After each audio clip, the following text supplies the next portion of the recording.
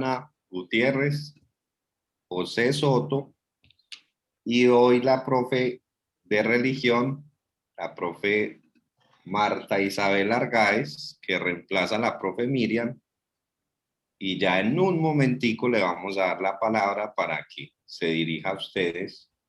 Esperemos, profe, un segundito para que vayan llegando otros estudiantes y puedan conocer.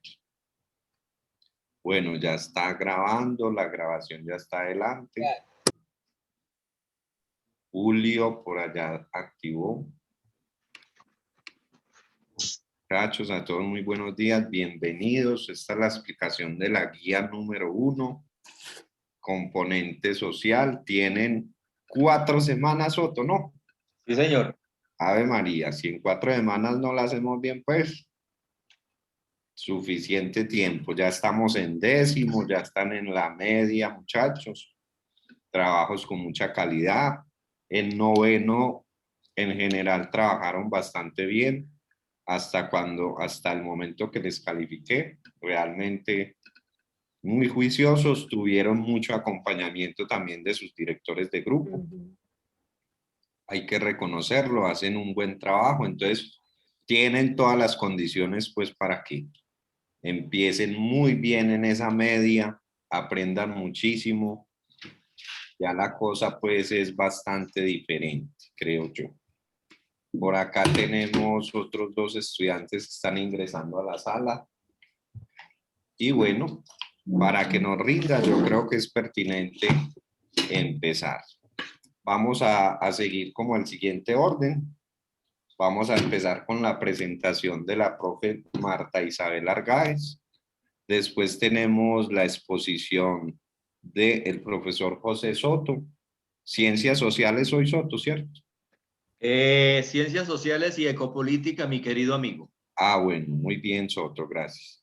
Y finalmente la compañera Joana Andrea Gutiérrez nos va a exponer la parte de filosofía.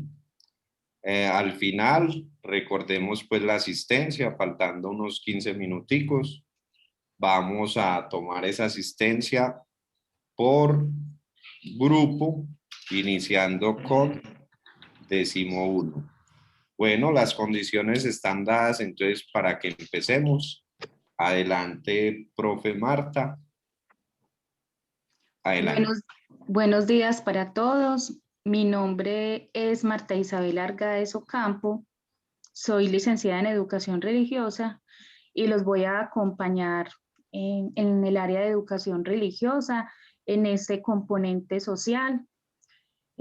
Trataremos de que todo lo que hagamos sea muy asertivo, muy productivo, dinámico y de verdad muy contenta de compartir esta experiencia con ustedes. Muchas gracias, profe. Bienvenida, ojalá los muchachos la recepcionen de la mejor manera a partir de la guía número 2. La profe entonces va a estar acompañándonos con sus explicaciones, sus dinámicas de las clases por Zoom. Y bueno, pues mientras tanto va a estar acompañándonos. Entonces, pues sin más preámbulos de nada, iniciemos de una vez con la explicación de Sotico, con sociales y ecopolítica. Bueno, muchachos, buenos días. Qué alegría encontrarnos otra vez con ustedes. Un asuntico, lo que dijo Joana, que espera que los muchachos recepcionen a la compañera de la mejor manera, lo van a hacer.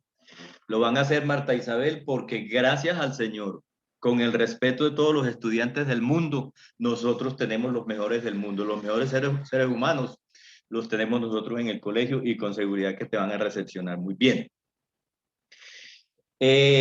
Muchachos, vean. La dinámica de la clase va a ser la siguiente, muchachos. Va a ser una clase de micrófonos abiertos porque ustedes son muy responsables para manejar sus intervenciones. Entonces, yo no me voy a sentar en la palabra, yo voy a estar compartiendo con ustedes, vamos a estar hablando, vamos a estar escuchándonos, etcétera, etcétera. Entonces, en esa medida, vamos a hacer una clase muy participativa. Yo lo voy a estar llamando, yo les el nombre, el número, no sé quién, qué opinas, qué dices, etcétera, etcétera. Yo los conozco a ustedes desde hace rato, gracias al Señor. Sé lo que tengo, sé que hay gente muy buena. Como en todo grupo, hay otros con algunas dificultades que sé que se van a ir solucionando porque es la voluntad de ustedes. En décimo, hace 15 días no pude hablar con ustedes particularmente porque estaban junto con los de 11, entonces ya hoy sí vamos a tener la posibilidad de conversar directamente con ustedes. Sé perfectamente que ustedes tienen las mejores intenciones de formarse y de formarse bien. De formarse y de formarse bien. Entonces, muchachos, es importante, oiga bien, es importante que ustedes aprendan de ciencias naturales, aprendan de castellano, aprendan de sociales, aprendan de, etcétera. Pero más importante, muchachos, que eso, es que ustedes aprendan a ser seres humanos, que ustedes aprendan a ser seres integrales, que ustedes aprendan a ser seres íntegros. Que cuando usted tiene esos elementos, lo otro de sociales, de no sé qué, eso va llegando por añadidura. Entonces, eso es lo que la sociedad necesita y lo que nosotros esperamos de ustedes. ¿Qué vamos a hacer hoy? Ustedes ya tienen en su poder, la guía, ya saben lo que vamos a trabajar, pero antes de meternos a mirar la guía, yo quiero que recordemos un poquito lo que hicimos en la guía 0. Quiero que recordemos un poquito lo que hicimos en la guía 0, porque ahí vamos aterrizando parte de lo que ustedes ya habían hecho. Entonces yo miro aquí que tengo un grupo que se llama 10A. Yo miro aquí que tengo una chica que se llama Aguilar Muñoz Manuela. Manuela, te quiero escuchar. Hola, profe. Buenos días, ¿cómo amaneciste? Yo aquí en esta listica que yo tengo, a los que no me contestan, yo les voy poniendo una faltica y cuando vaya a sacar la nota definitiva, eso lo tengo en cuenta. Entonces, para que estén despiertos y estén en la clase. Manuela, ¿cómo estás, Manuela? Bien, profe. Manuela, tú me puedes hacer un gran favor. De lo que te acuerdes. De lo que te acuerdes. ¿Qué fue lo que hicimos con la guía 0? ¿Qué fue lo que trabajamos ahí? Trabajamos como los principios básicos de las ciencias sociales. Muy Y parte de bien, la muy bien. filosofía. Muy bien, Manuela, trabajamos los principios básicos de las ciencias sociales, vimos el origen de las ciencias sociales, etcétera, etcétera. Manuela, regálame un número del 1 al 39. 27. 27. Pardo Molina Samuel. Pardo Molina Samuel a la 1. Pardo Molina Samuel a las 2. Pardo Samuel Molina a las 3. Si no está, entonces Pardo Samuel Molina ya sabe que aquí me va debiendo. Ahí nos vamos dando cuenta quiénes están y quiénes no están. Bueno, Villada, Colorado, Julián. La 1. Señor, ¿Cómo amaneciste? bien, bien. Bien, bien. Pero esa voz es como de gente brava o de gente contenta. Julián, ¿me regalas un número del 1 al 39? 28. 28. 28 se llama Parra Cano Isabela. Isabela. Isabela la 1. Sí, señor, aquí estoy. Muy bien, Isabela, ¿cómo amaneciste? Muy bien, ¿y usted, profe? Bien, Isabela, muy bien, muy bien. Isabela, en Señor. el trabajo que hicieron sobre la guía 0, había un punto que decía lo siguiente, yo te lo voy a leer, tú me vas a decir tú qué opinas sobre el asunto. Y si de pronto no tienes idea de lo que hay ahí, con toda confianza me dice, profe, Nada, no tengo nada. Había un señor. punto que decía que muchos científicos sociales sostienen que las ciencias sociales son tan antiguas como el ser humano sobre la Tierra. Las ciencias sociales son tan antiguas como el ser humano sobre la Tierra. ¿Tú qué opinas, Manuela? Manuela. Isabela. Isabela, ¿tú qué opinas? ¿Las ciencias sociales son tan antiguas como el ser humano sobre la Tierra o no? Sí, señor. Cuéntanos. Pues yo opino porque es que desde antes siempre hemos tenido relación con otras personas. También las historias que nos hemos contado, eso viene en relación con la sociedad. Muy bien, Isabela, eso es cierto. Si bien surgen como ciencias en la época moderna, en el siglo XVIII, desde que el ser humano lo acaba de decir muy bien Isabela, pues desde que estamos en la Tierra, desde la época primitiva, estamos relacionándonos entre nosotros, y si nos estamos relacionando entre nosotros desde ese tiempo, entonces desde ahí hay relaciones sociales, y podría decirse que exageradamente que ahí están las raíces de las ciencias sociales. Muy bien, te felicito. Sara María Almanza. Si está Sara ahí, goleamos porque Sara no le gusta madrugar. Sara María, la 1, 2, 3. No les dije. Yo conozco mi gente. Bueno. Michelle Andrea Álvarez. A la 1, a las 2, a las 3. Juan David Anaya. Dígame, profe. ¿Cómo amaneciste? Bien, ¿y usted? Bien, hermano. ¿Qué me cuenta? Muy bien, profe, gracias a Dios. Bueno. Juan David, escucha esto. Escucha esto y si tienes alguna idea me dices. ¿Cuál puede ser la razón para que en la educación colombiana, desde la primaria hasta el bachillerato, la universidad, etcétera, se estudien ciencias sociales? ¿Por qué razón? ¿Tú qué crees?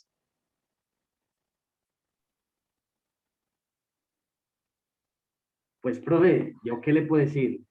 Colombia en general es un país un poco quedado. En ese aspecto no, porque Ajá. Colombia, por ejemplo, la gente en Colombia, tenemos políticos que al parecer no saben mucho sobre las ciencias sociales porque, en primer lugar, no son como que puestos en los zapatos de los demás, Ajá. sino que eh, quieren vivir una vida como un mundo, en un mundo en el que solo existen ellos y el resto no existe, el resto no importa. No sé si me hago entender. Y Sí te haces entender, sí te haces entender. desde la primaria es muy importante para que los jóvenes, los adolescentes, los niños no vayan a vivir en una manera antisocial, una manera encerrados en su mismo mundo. Excelente. Excelente. Muy bien. Te felicito. Gracias. Mire que estos muchachos aprenden. Muchachos aprenden. Acevedo Bedoya Sara María. 10B. Sara María. Hola, profe. Mucho. Sara María. Sara, en el trabajo que hicieron, ustedes, ahí en esa lectura, se hablaba de la revolución industrial y se hablaba de la revolución francesa. ¿Te acuerdas qué son esas dos cosas? Pues de lo que yo me acuerdo es que la revolución industrial fue como un movimiento pues, o por muchas cosas, por la forma de pensar de las personas, la tecnología. ¿Qué pasó con la tecnología en ese tiempo? Siglo XVIII. ¿Por qué se llama revolución industrial? ¿Qué fue lo que cambió ahí? Tú hablaste de tecnología, es verdad, y hay un cambio en la tecnología. ¿Cuál fue el cambio? ¿No te acuerdas? No, profe. Bueno, listo, palabras más, palabras menos, se dejó de trabajar manualmente, se inventaron las máquinas, surgió la clase obrera, etcétera, etcétera. Daniel Fernando Adame Velasco, ¿quién es? Daniel Fernando a la una. Daniel Fernando dormido. Daniel Fernando dormido. Santiago Aguirre Munares. Aquí, profe. ¿Cómo está Santiago? Muy bien, profe. Bueno. Santiago, ¿te acuerdas de algo de la Revolución Francesa? La mencionamos en ese trabajo anterior. ¿Por qué la Revolución Francesa? Estamos en pleno siglo XXI. Eso fue en 1789. ¿Por qué la Revolución Francesa sigue siendo importante para el mundo? ¿Qué crees? Pues Lo que tú es creas. que sí, lo que yo creo, a ver, yo me pienso una respuesta. Diga, mijo, diga Que sí, sin sí, sí, pena, que si se que equivoca, pues corregimos. en la Revolución Francesa pues sabemos que el pueblo pues ya estaba cansado de un régimen que había ahí. Uh-huh. Y entonces eso hubo una batalla entre los partidarios, los opositores, terminó en la pelea en la batalla de Napoleón cuando se coronó y todo eso. Porque creo que es importante, porque pues, no sé, nos muestra que en Francia pues lograron acabar con ese régimen, el pueblo lo logró acabar.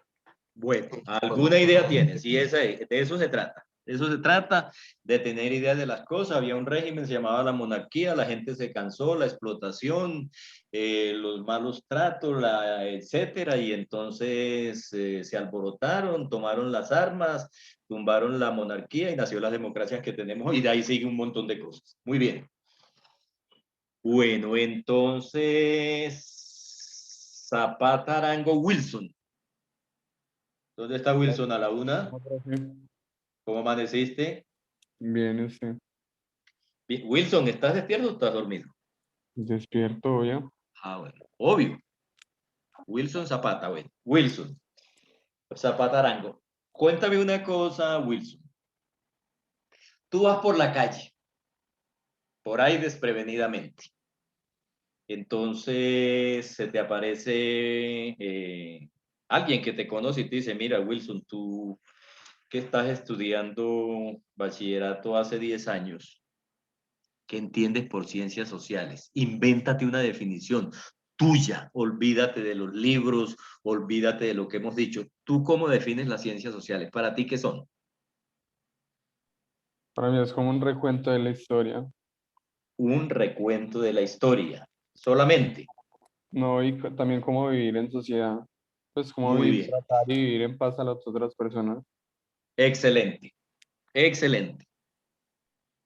Las bases, ahí están las bases de cómo me comporto como miembro de la sociedad, como miembro de mi familia, como miembro de mi cuadra, como miembro de mi barrio, como hijo, como hermano. Entonces, eso es lo de las ciencias sociales. Muy bien. No, estoy feliz porque me da la impresión que estos grupos van a ser increíbles. Yepes Palacio Miguel Ángel. Yepes Palacio Miguel Ángel a la Hola, profe. una. ¿Cómo amaneciste? Bien, profe, ¿y usted? Bien, mijo, bien. Qué bueno. ¿Qué hacen las ciencias sociales hoy?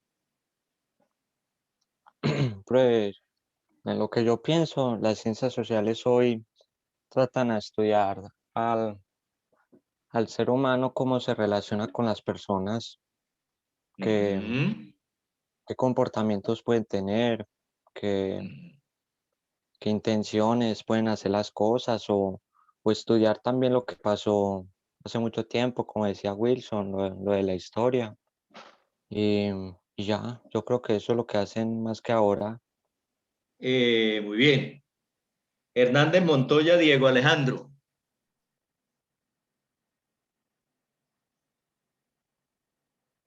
Hernández Montoya a la una. Hernández Montoya dormido. Hernández Montoya dormido. Hurtado López Luisa Fernanda.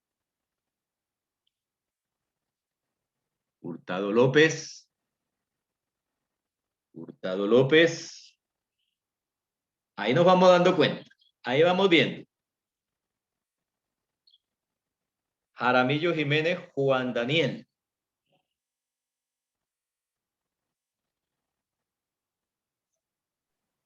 Profe. Jaramillo. Sí. Bueno. Juan Daniel. En los noticieros, todos los días, sea de prensa, sea de radio, sea televisión, uno oye que están contando que masacraron, que están contando que secuestraron, que están contando que extorsionaron, etcétera. ¿Tú crees que ese sea un tipo de informes que tenga que ver con la sociedad, que tenga que ver con las ciencias sociales, o simplemente son noticias que ocurren? Sí tiene que ver con ciencias sociales porque es un comportamiento. Es un comportamiento. Es un comportamiento. ¿Cómo ves tú hoy el comportamiento social en Colombia? Pues la verdad lo veo como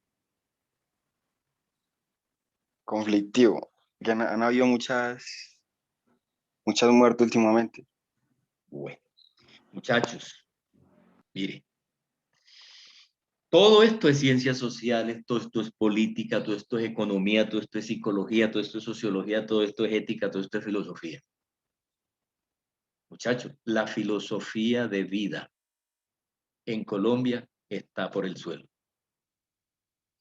Muchachos, el año pasado, 2020, hablando de ciencias sociales, 2020, en el país, en el 2020, oiga, mal contados son los datos que da el gobierno y los datos del gobierno generalmente son mentirosos. Mal contadas, el año pasado en Colombia hubo 76 masacres, muchachos. 76 masacres. Entonces, un país que tiene aproximadamente 50 millones de habitantes y donde hay 76 masacres en un año, es terrible.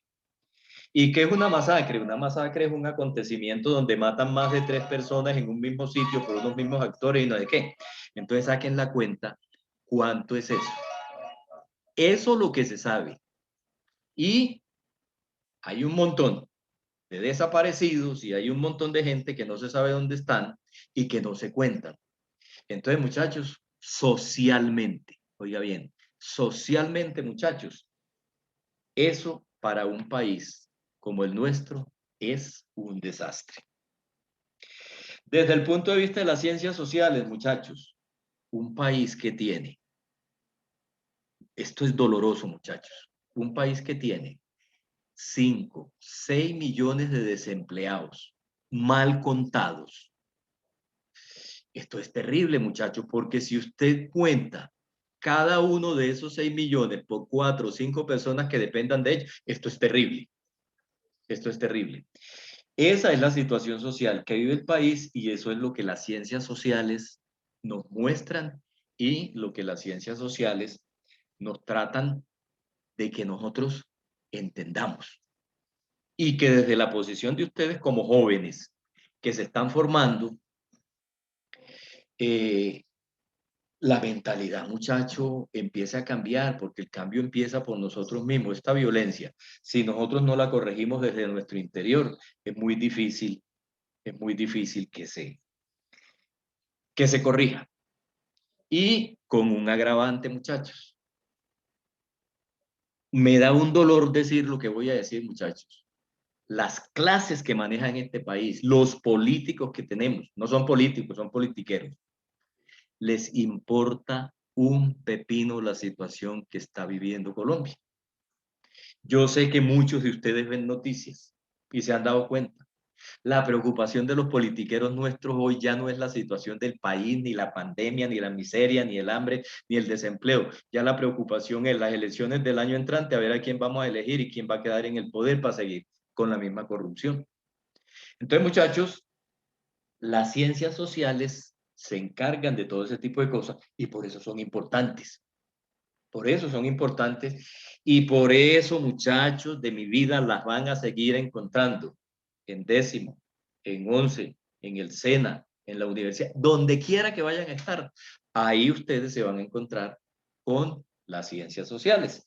Entonces, muchachos, me alegra, la verdad que sí, me alegra mucho la intervención de ustedes. Están aterrizados, estamos metidos en el cuento.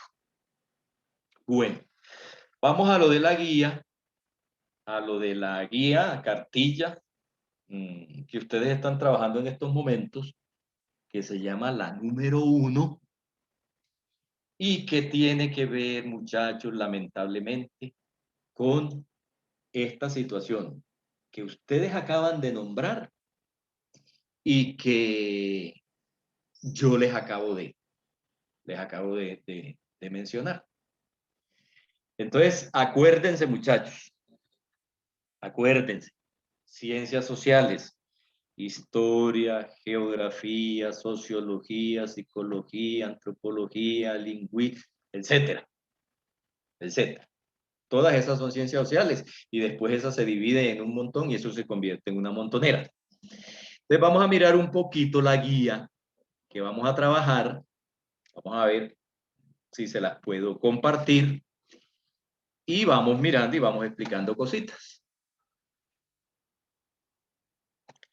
Muchachos, acuérdense, para mí es importante la participación de ustedes. La participación de ustedes para mí es importantísima. La vez pasada,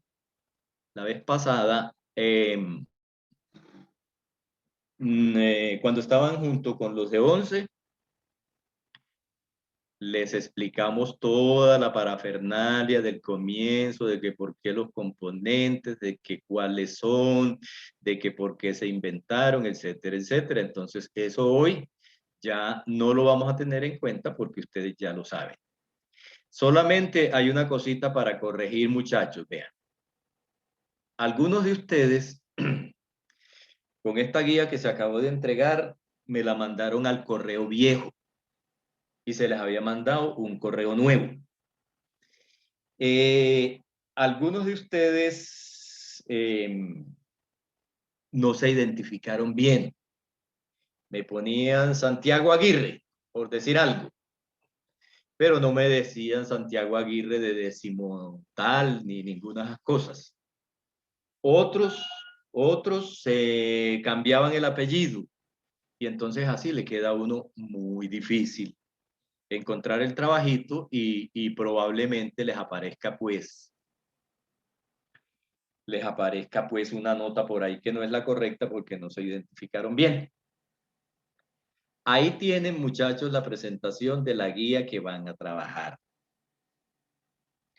Yo le decía ahorita a los muchachos de 11, no se enreden con las cosas que dicen estas guías. Yo sé que muchos de ustedes dicen, bueno, ¿y criterio de desempeño eso es qué? ¿Qué es eso? Muchachos, los temas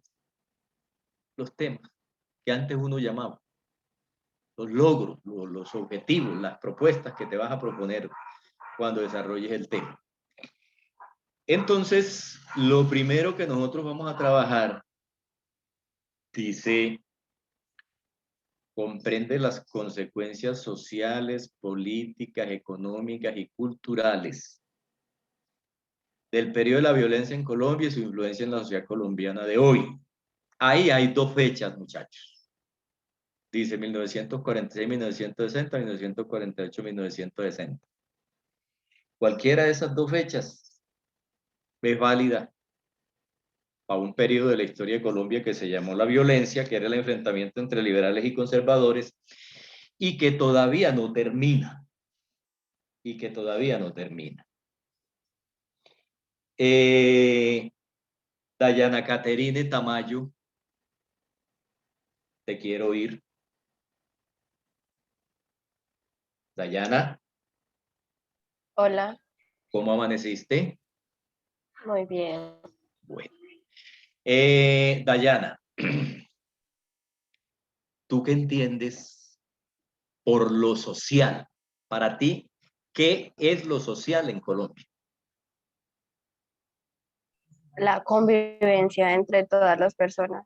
La convivencia entre todas las personas, el interactuar, el estar ahí, por eso ahí, en ese primer criterio de desempeño, te hablan de las consecuencias sociales. Bueno, muy bien. Juan Pablo Salazar. Pablo. Pero buenos días. ¿Cómo amaneciste, Juan Pablo? Bien, ¿usted? Bien, ¿tú qué entiendes por políticas? Ahí dice, consecuencias políticas. ¿Tú qué entiendes? Para ti la política es ¿qué? Es cuando, por ejemplo, dos bandos expresan sus pensamientos sobre algún problema, conflicto y cómo solucionarlo. Ahí hay una posición política, ahí hay una posición política de dos bandos. Entonces la política es la cosa de cómo se organiza la sociedad, etcétera, etcétera. El compañero habla de dos bandos y aquí en Colombia hay un montón de bandos. Bueno, Saed Ruiz. Saed, te estoy viendo. Hola. ¿Cómo amaneciste, Saed? Bien. Saed, ¿tú qué entiendes por lo económico? Eso es ¿qué es la economía? ¿A ti qué se te ocurre pensar? La economía es, no sé, cómo manejan, también tiene que ver mucho las clases sociales de las personas, pues en un país o en una sociedad. ¿Has visto cómo manejan la economía en tu casa? Sí. ¿Cómo la manejan? ¿Tú qué has oído decir? ¿Qué has oído decir? En la casa, de economía. No sé, saber dividir los gastos.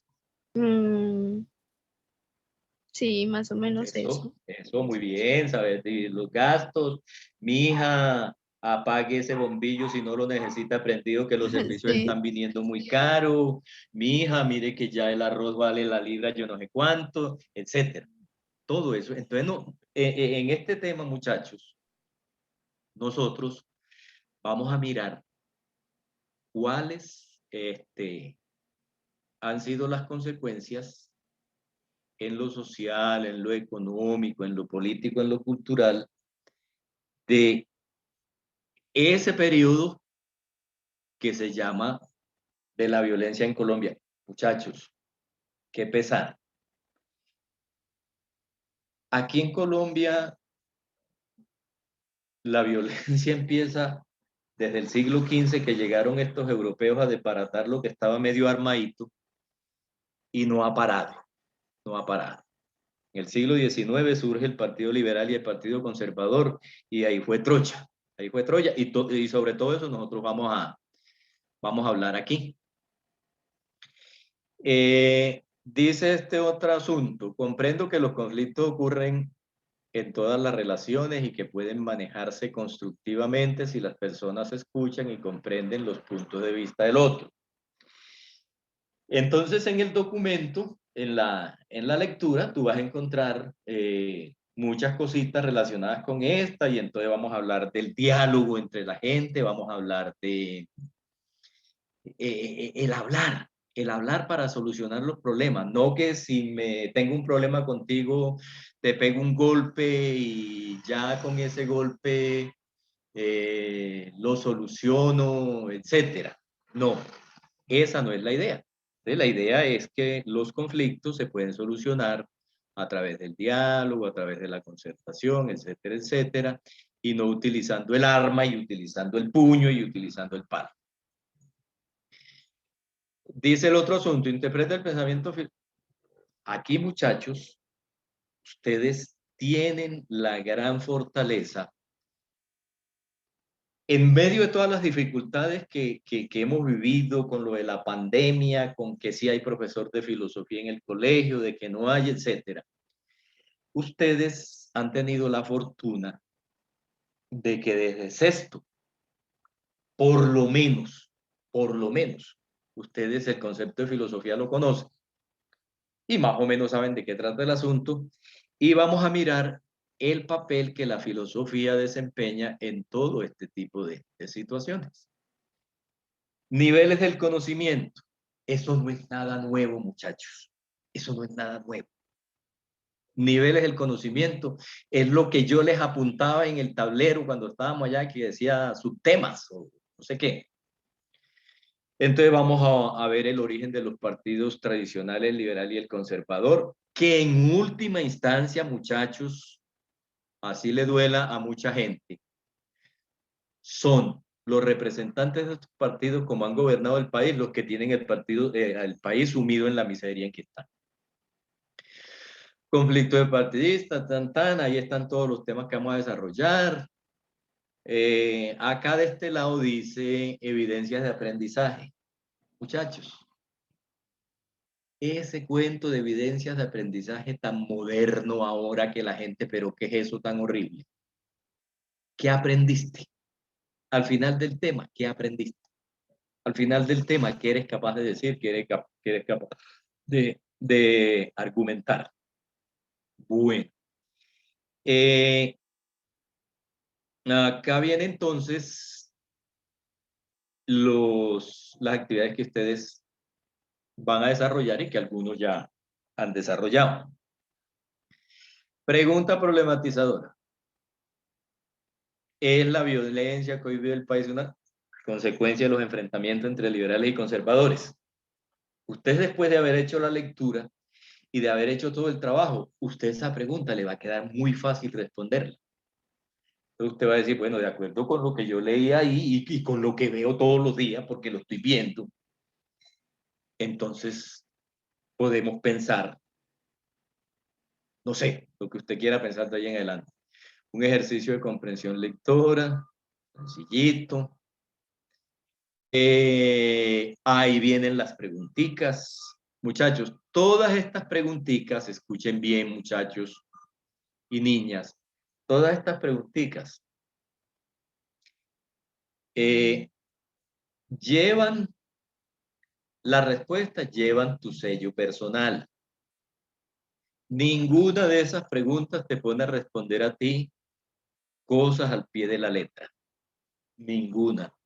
Esas preguntitas te ponen a que tú leas, a que tú pienses y de acuerdo con lo que entendiste, respondas. Aquí está la otra partecita. Aquí está la otra. Frente Nacional. Y la otra parte, muchachos, es la de ecopolítica. Aquí me voy a parar un momentico, porque para ustedes en décimo, esto es nuevo. De las cosas nuevas que ustedes ven en décimo, esta es una. Vamos a hablar de ecopolítica. ¿Cómo así? Yo me imagino que más de uno estará diciendo, este man, ¿qué le pasa a ecopolítica? ¿Eso es qué? Vamos a hablar. Ya algunos de ustedes, creo que fue Saed, no sé quién, alguno ahorita, dijo, no, es que cuando en la casa hacen el cálculo de lo que se gastan, de lo que no sé qué, del manejo de la plata. Entonces nosotros aquí vamos a ver qué es la economía, vamos a ver cómo es la economía del país, cómo ha estado manejada, qué es lo que se produce, qué es lo que se exporta, qué es lo que se importa, qué hacen los bancos, etcétera, etcétera. Eso lo vamos a mirar aquí. En este curso, no en esta guía. Y dice política. También, muchachos, de algún modo nuevo para ustedes el concepto. Vamos a mirar la política, el origen, qué es lo que hace, cuáles son los movimientos políticos, cuáles son las corrientes políticas, etcétera, etcétera. Y aquí en esta guía lo que hay es una introduccióncita para que usted más o menos se vaya metiendo en el cuento y ya a partir de la guía 2, entonces sí, nos extendamos y nos metamos en todo el cuento. Muchachos, niñas, yo creo que ustedes ya, con base en esto que yo les acabo de mostrar, ya tienen una idea global del trabajo que van a realizar y tienen, oiga bien, les va a quedar, estoy completamente seguro, les va a quedar aquí en la mente, aquí en el disco duro, como dicen ahora los tecnológicos, les va a quedar aquí en el disco duro la realidad tan trágica que ha vivido nuestro país a lo largo de la historia y que como consecuencia de eso que nosotros estamos empezando a vivir en el siglo XIX y comienzos del XX sigue presente en la historia de Colombia hoy, muchachos. Aquí las masacres son el pan nuestro de cada día, los secuestros son el pan nuestro de cada día, el hambre, muchachos, la miseria es el pan nuestro de cada día. Muchachos, uno no entiende cómo en un país de estos, unos payasos que se llaman senadores de la República y se llaman representantes a la Cámara, están sentados allá ganándose 34 millones de pesos mensuales, librecitos, porque con las arandelas llegan a 100 millones. Van a dormir, van a hacer chanchullos, van a hacer corrupción, 34 millones de pesos, y cómo el grueso de la población colombiana se gane 908.000 pesos mensuales para que se muera de hambre. Entonces, muchachos, en un país en esas condiciones, yo no sé cuándo va a acabar esta violencia, yo no sé cuándo va a acabar esta situación que estamos viviendo, porque la gente con hambre no vive en paz. La gente con hambre no vive tranquila. Entonces, sobre todo ese tipo de situaciones, muchachos, nosotros nos vamos a meter y vamos a trabajar sobre este asunto. Vamos a trabajar sobre este asunto. Mucha gente, muchachos, dice que cuando un profe habla como yo hablo del sistema y de lo que estamos viviendo, que uno es contrario al sistema, que no sé qué, que en contra, que revolución. No es eso, muchachos, es abordar las cosas desde la realidad, abordar las cosas desde como realmente son, y así las vamos a abordar. A las cosas las vamos a llamar por su nombre. No hay otro remedio para que ustedes se formen como se tienen que formar. Entonces, muchachos, eso es lo que vamos a trabajar. Si tienen alguna pregunta, con el mayor de los gustos, ustedes me dicen, los escucho. ¿No hay preguntas? No, señor.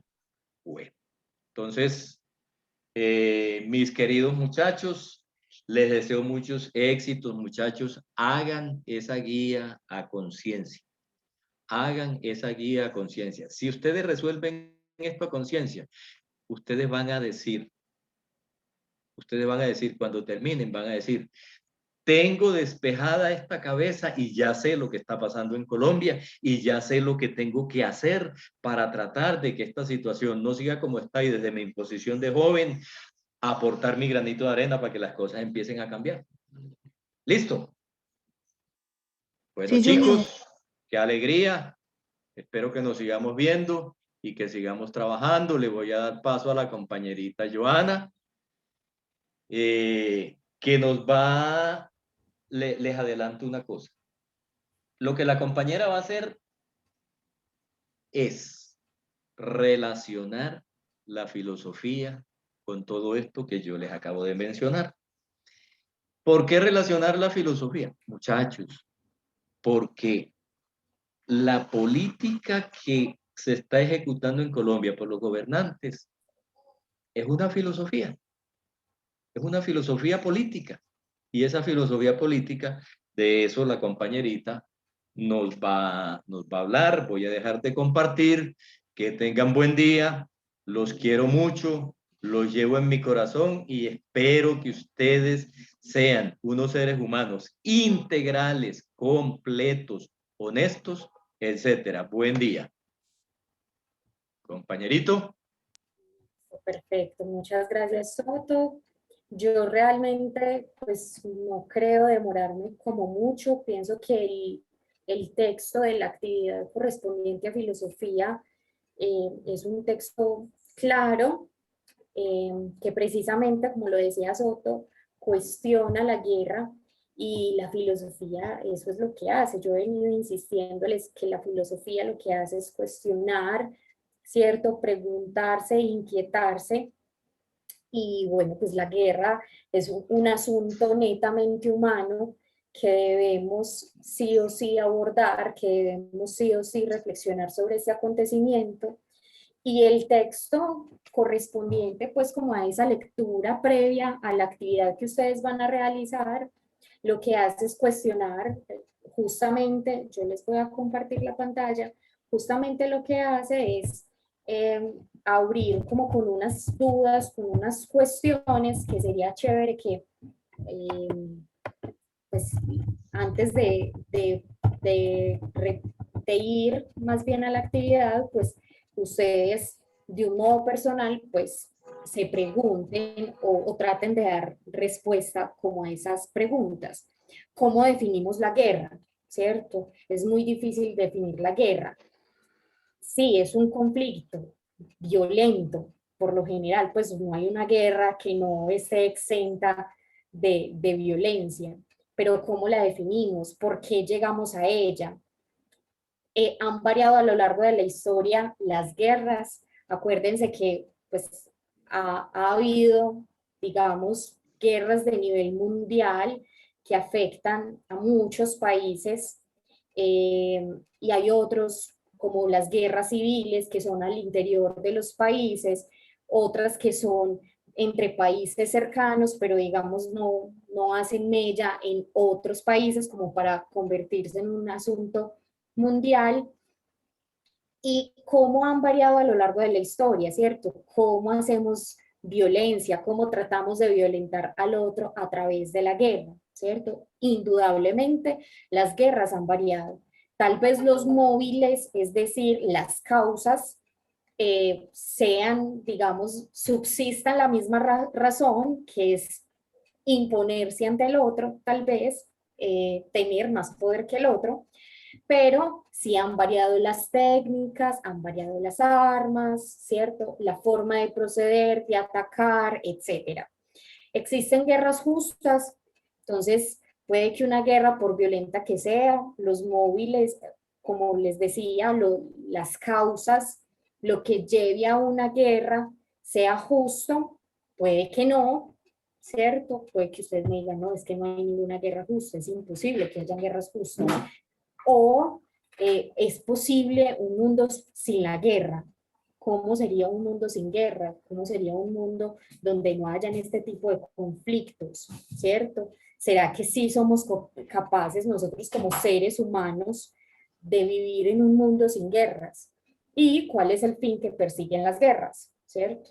¿Cuál es el objetivo principal de las guerras? Entonces, pues ya esa respuesta yo creo que ya, pues de algún modo la respondí. Bueno, bien, esto es, aquí dice, bueno, cómo han cambiado, cómo la Segunda y la Guerra Mundial fueron, pues como ya el caos mundial. Si antes había guerras, pues no fue al nivel que se logró con la Primera y la Segunda Guerra Mundial, y con la Guerra Fría ¿cierto? Vimos una guerra muy extraña donde no hubo confrontaciones, digámoslo, cuerpo a cuerpo, que se utilizaran armas, sino pura psicología. Como estén atentos, en cualquier momento vamos a atacar, en cualquier momento una bomba nuclear nos puede volver chicuca, como decimos coloquialmente, y entonces está bueno. Vamos a hacernos pasitos, no nos vamos a los extremos, etcétera, ¿cierto? Entonces el texto lo que hace es como reflexionar acerca de eso, también, digamos, cita algunos filósofos, claramente como seres humanos hemos de reflexionar sobre este asunto. Los filósofos siempre han estado como pensando también el asunto, unos la validan totalmente, otros se van por el lado de la no violencia, de utilizar muy bien la psicología, de no violentarnos de manera física, pero sí tratar de imponernos ante el otro por otras vías, ¿cierto? Entonces, eso es lo que hace, y bueno, pues la actividad realmente es sencilla. Yo creo que Soto ya se los había dicho, desde su sentir, desde lo que ustedes piensan.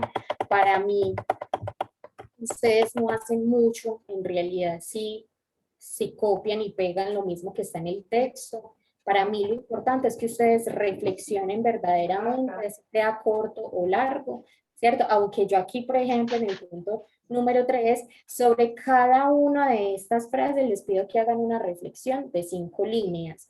Entonces, para ustedes, ¿qué es o qué significa? La guerra es el estado natural del hombre, ¿cierto? Este texto, hacia el final, dice, es ineludible, es inevitable que el ser humano no cree guerras, porque de algún modo la violencia, y muchos filósofos van a decir, es que el ser humano es violento por naturaleza, el ser humano es malo por naturaleza, y trata de imponerse ante los demás por vías de la fuerza, ¿cierto? Le toca imponerse de ese modo para poder, digamos, tener poder, ¿cierto? Para conservar el poder.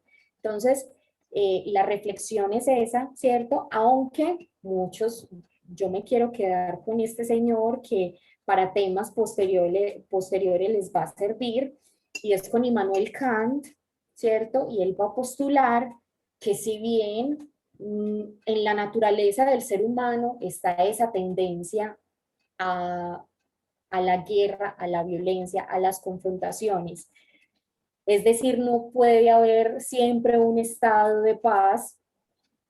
Por nuestra vía racional, hay formas de llegar a una paz consensuada. Entonces, este texto también dice, bueno, el fin que persigue la guerra, paradójicamente, es la paz.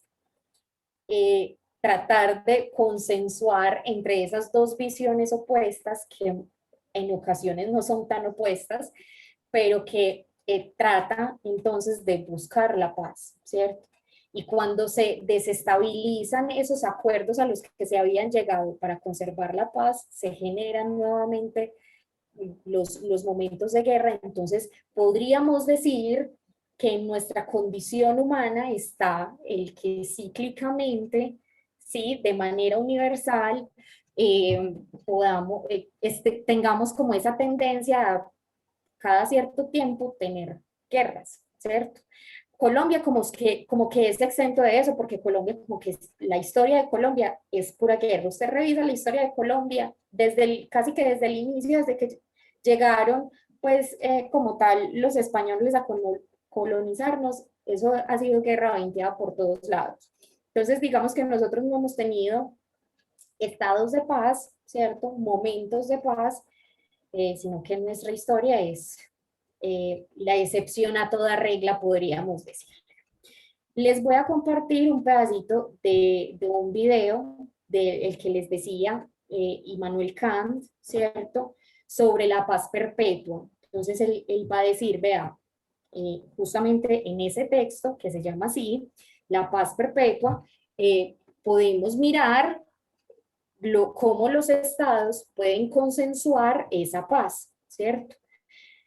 Sabiendo de antemano que el hombre no tiene esa tendencia, pues como que el hombre por su vía racional trata de obligarse a conservar la paz, pero también hay que decirlo, nuestro lado sensible, nuestro lado animal, nuestro lado salvaje, podríamos decirlo, tiene la tendencia entonces a la violencia, a ejercer el control sobre el otro, ¿cierto? A tratar de pisotear el otro. Y lo que va a decir Kant es eso. Bueno, tratemos por vías racionales de conservar la paz entre los estados, ¿cierto? Porque hay diferentes grados de paz, hay diferentes niveles de paz, podríamos decirlo así. Entonces, les voy a dejar de compartir, este es la guía, y les voy a compartir el video. Realmente no creo, pues el video dura como 9 minutos, pero no se va a demorar todo eso, porque mi objetivo es que ustedes vean pues como lo esencial, la postura de Kant en la paz perpetua. Espérenme tantito. Ah, no, pero no les compartí sonido. Discúlpenme, ya les voy a volver a compartir.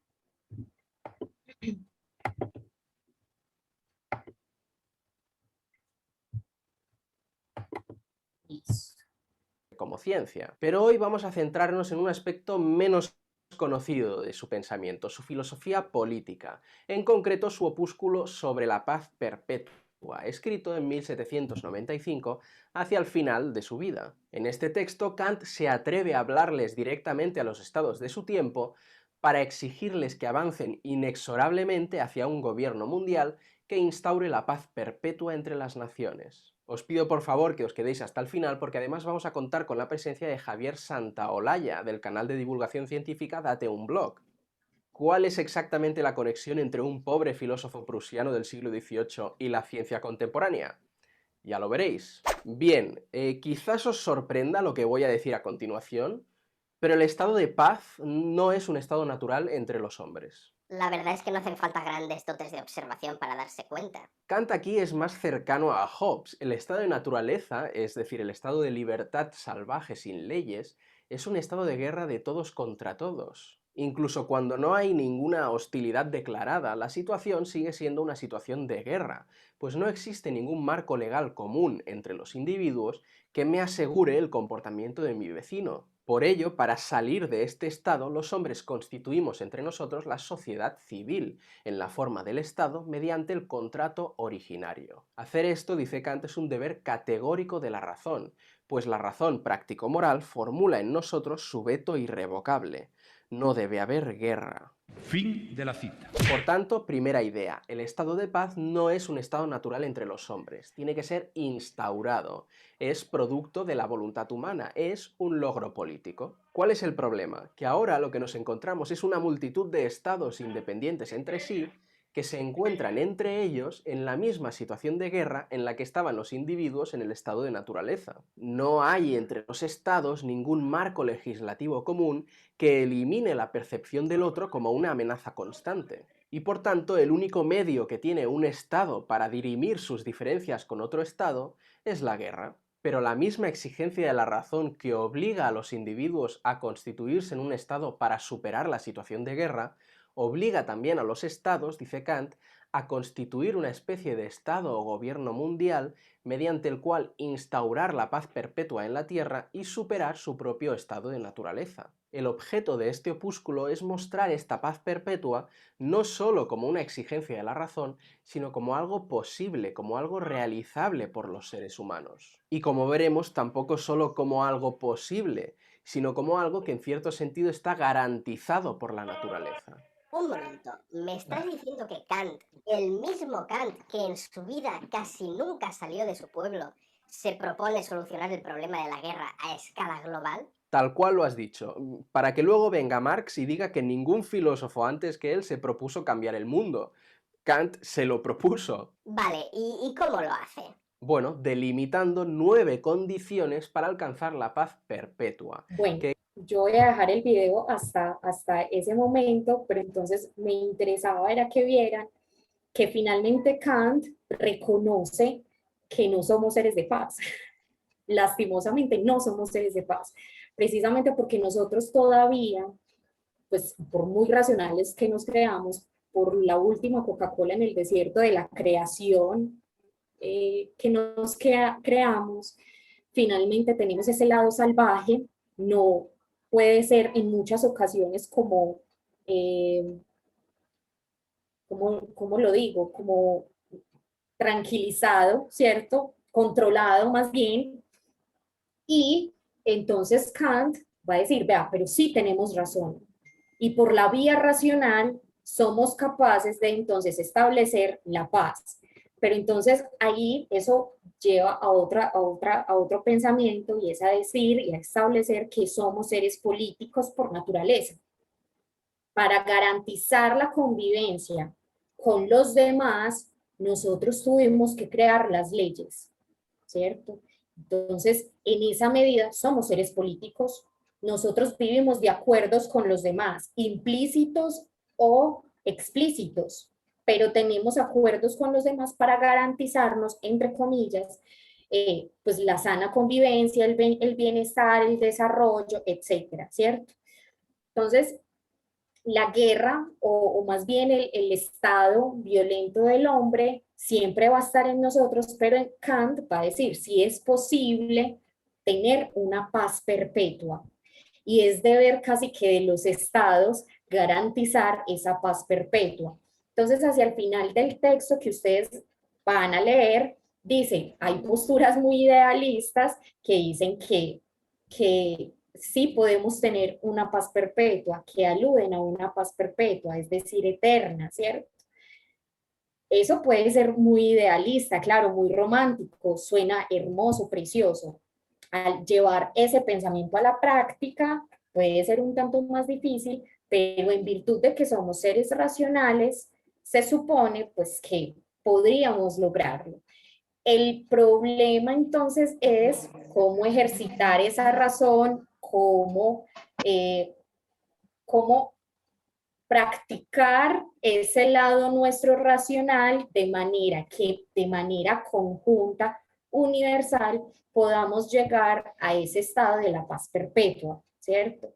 Pero bueno, eso ya es cuestión como de nosotros, mirar a ver, cada uno, ojalá, pues estas preguntas o estas reflexiones que estoy haciendo las vayan pensando, ¿cierto?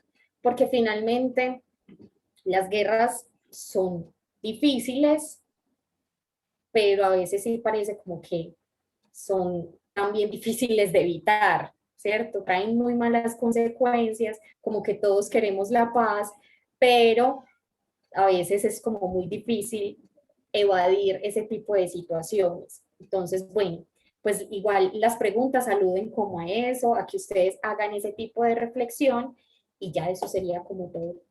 Joa. Hola. Bien. Mirando lo de la filosofía, yo le dejaría a los muchachos una reflexión, un interrogante. ¿Se puede hablar de una filosofía de la guerra? ¿Se puede hablar de una filosofía de la guerra? Y hablando de la situación interna de Colombia, vamos a tener la posibilidad de conocer la filosofía del Partido Liberal y la filosofía de las ideas conservadoras. Y ahí vamos a tratar de ubicar una serie de cosas que tienen que ver con esto. Es que en el fondo de las cosas, en el fondo de la guerra, está la ambición del ser humano. Es que nosotros, o sea, en cada ser humano hay una ambición que ni los psicólogos más tesos han sido capaces de explicar hasta ahora cuál es el origen de eso, pero está ahí. Y en esa ambición es donde finalmente está el origen de los conflictos y está el origen de las guerras. En lo que dice Kant, hay una parte para que los muchachos la tengan en cuenta cuando habla de que hay guerras entre estados y el estado A con el estado B, no sé qué, en fin. Entonces yo le pido a los muchachos que lo trasladen a lo que está pasando en Colombia. Hombre, en cierta medida, entre comillas, uno trataría de entender que haya guerra entre el estado A y el estado B, entre la nación A y la nación B. Entre comillas, trataría uno de entender. Lo que uno no puede entender es, y para que los muchachos lo piensen, es cómo al interior de nuestro propio país, nosotros mismos, y ser en estados diferentes, nos estamos matando entre nosotros. Entonces, para que los muchachos vayan reflexionando y vayan pensando en ese tipo de situaciones y vayan pensando si realmente hay una filosofía de la guerra. ¿Listo? Muchas gracias. Bueno, lo dejamos ahí entonces. Quedamos con las preguntitas. Si hay preguntitas, claro. Bueno, mientras algún estudiante se anima a participar, vamos a habilitar entonces el chat. Primero vamos con 11º, listo. Me copian ahí todos la asistencia. Ya está habilitado. Bien puedan. Sobre esas preguntas tan difíciles, muy interesantes.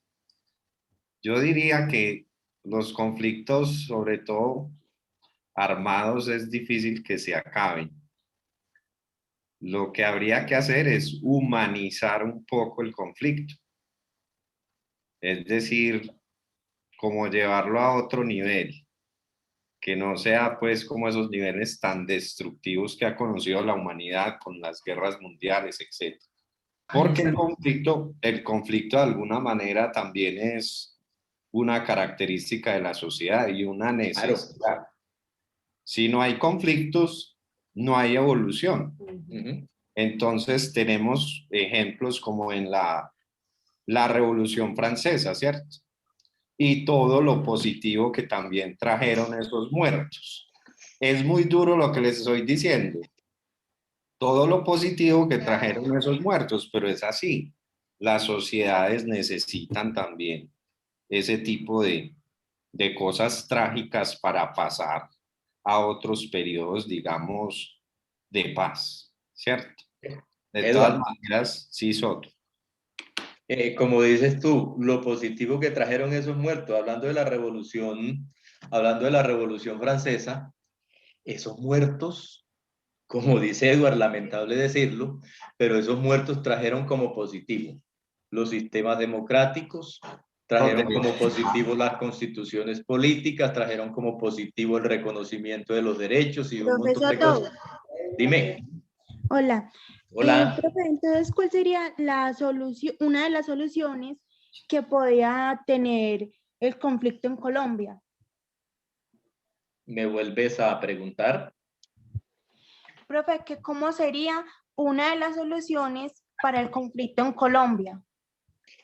Bueno, no es fácil decir cuál es la solución para el conflicto en Colombia porque eso tiene 50,000 intereses por detrás, pero yo diría, solución del conflicto en Colombia, que tanto los políticos de un lado como los del otro abandonaran su egoísmo, abandonaran su ambición personal, abandonaran la intención de destruir al otro y se llegara a acuerdos y se llegara a consensos, porque no es a través de las armas, es a través del diálogo, es a través de los acuerdos como se puede llegar a alguna cosa. Pero muy interesante la pregunta que tú haces, porque ¿qué es lo que nosotros vemos en Colombia? Es que, muchachos, es lamentable uno ver un noticiero y quienes están en el gobierno, quienes están en el poder, son quienes más le prenden fuego a las cosas, quienes más incendian la situación. Entonces los que están del otro lado defendiéndose de esto también incendian. Entonces desde ahí muchachos, desde un consenso, desde un acuerdo entre las casas que nos dirigen, sería una solución al conflicto. No es fácil. Hay que dialogar. Lamentablemente, muchachos, nosotros tenemos unos líderes políticos que no deberían llamarse así. Son unas porquerías, son los más corruptos, son los que incendian. Y se dan cuenta que la embarraron y que los tienen descubierto y que lo están acusando y están negando que hicieron las cosas. Entonces, mientras no se reconozca lo que se ha hecho, es muy difícil. Pero la solución es el diálogo. La solución son los acuerdos. No hay otro camino. Soto, tiene la mano levantada Samuel Gómez. Dime, Samuel. Ya lo bajó. La bajó. Ah, yo corté a alguien, si no me equivoco. No, Samuel. Hola, profe. Si bien pueda. Profe, que si le puede colocar la asistencia a Stephanie Miley Morales de Decimos que es que no pudo estar. ¿Y qué le pasó? Tuvo un problema, inconveniente. Sí. Miley. ¿Qué otra pregunta hay? A ver, muchachos, Gracias. preguntas, muchachos, pregunten. En cuanto a lo que decía Soto y a la pregunta que hizo ahorita el estudiante. Interesante sí, pregunta, muchísimo, interesantísima, muy buena. Esa pregunta está buena para hacérselos a los que manejan este país. Y como humanos y como colombianos nos pone a pensar. Fernando Vallejo, un escritor antioqueño, diría, el problema de Colombia son los colombianos. Y yo estoy un tanto de acuerdo con él en la medida en que nosotros no nos ponemos la 10 a la hora de escoger a nuestra clase política, ¿cierto? A nuestros dirigentes de manera responsable, sino que creemos que la democracia es un asunto de quejarnos de otro tipo de cosas y a la hora de ejercer nuestros derechos democráticos no lo hacemos. Entonces yo creo que también eso alude a nuestra responsabilidad como ciudadanos, ¿cierto? De tratar de cambiar las cosas. Si nosotros no votamos, si nosotros no hacemos lo que corresponde a ser un buen ciudadano, pues es muy difícil también que nuestra clase dirigente política que ha venido desde hace mucho tiempo, de periodo en periodo con los mismos, ¿cierto? No vamos a lograr nada. Entonces, pues yo creo que es muy importante que nosotros y los muchachos en unos años ya estarán votando, pues que asuman esa responsabilidad, porque sí, o sea, no hay otro método, tal vez nuestros dirigentes no van a tener la disposición, si están amañados en el poder, porque ellos van a querer cambiar la situación, sino que el cambio empieza es por nosotros, claro, por el pueblo. Mire, en la dirección de la pregunta que hizo la compañerita, ¿quién fue que hizo la pregunta? Yo, Nayiber. Nayiber Sierra. En la dirección, en la pregunta que hizo la compañerita, María Guadalupe. Hola, María Guadalupe. Tienes un labial muy bonito, María Guadalupe. En la dirección que la compañerita hizo la pregunta, mija, ¿usted sabe qué son los falsos positivos en la política, en la sociedad colombiana? No, profe. Bueno, ¿quién sabe algo? ¿Quién sabe algo? Rapidito, por favor, que nos vimos. Bueno, rapidito. No. Profe, ¿qué preguntó? No escuché. ¿Qué son falsos positivos? ¿Qué son falsos positivos en la política colombiana? Bueno, listo, no importa. Ahí sí nos corchó. Bueno, muchachos. Vean, miren, muchachos, vean noticias en estos días, lean, busquen falsos positivos. La cosa es esta. En los gobiernos colombianos, en los últimos gobiernos colombianos, se puso de moda que los gobiernos, los comandantes de los ejércitos le pedían a los soldados que le mostraran resultados, que necesitaban muertos, que necesitaban sangre. Entonces, los soldados cogían a gente inocente, ahí en Bello, pasó en toda parte de Colombia, cogía gente inocente, les ponían un uniforme de guerrillero, le ponían unas botas, le ponían un pedazo de arma vieja por ahí, decían, vea, este era un guerrillero, lo matamos y aquí se lo entregamos al gobierno para que el gobierno le mostrara a la sociedad colombiana que sí estaban acabando con la guerrilla. Eso se llama falsos positivos, muchachos. 6.000, oiga, 6.000 y pico de falsos positivos mal reconocidos porque son 100.000, porque son yo no sé cuántos, hubo en los últimos gobiernos que tiene Colombia. Entonces, a la pregunta que hacía la compañerita ahora, si desde los gobiernos, si los presidentes de la República, si los ministros de defensa, si los generales de la patria se prestan para ese tipo de situaciones, por Dios, ¿cuándo vamos a llegar a lo que la compañerita está planteando? Excelente, me gustó mucho el planteamiento de la compañerita. Y ojalá que lo que ella está pensando, lo esté pensando un montón de colombianos. Y entonces esto, ¿para dónde va? Y entonces esto, ¿cuándo se va a resolver? Y entonces esto, ¿cómo se va a resolver? Muchachos, el ejército de Colombia durante un gobierno de un tipo nefasto, que no voy a decir el nombre, camionados completicos de muchachos desocupados los recogían en las ciudades de Colombia, los llevaban a los campos y los mataban que porque eran guerrilleros y después se los entregaban al Estado y entonces el Estado se los presentaba a la sociedad colombiana. Vea que sí estamos acabando con la guerrilla, vea que sí lo estamos acabando. Entonces eso no tiene sentido. En un país donde ocurre ese tipo de cosas, difícil la respuesta a la pregunta que hizo la compañerita, pero muy bueno para pensarla aquí en adelante y que la piensen ustedes. Soto, muchas gracias, hermano. Listo, compañerito. Para el examen, pues, siguiendo la línea de Soto, falsos positivos, cartel de las vacunas, cartel de la toga, y con eso tienen un panorama más. Mejor dicho, ahí está el examen. Sí. Hasta luego, muchas gracias. Luego, Que estén muy bien, chicos. Gracias. Chao, chao. Que les rinda. Chao, profe. Chao. Profe, gracias. Chao, los quiero mucho. Gracias. Los quiero mucho. Chao. Chao, Chao, profe, gracias. hasta luego. Adiós. Feliz día.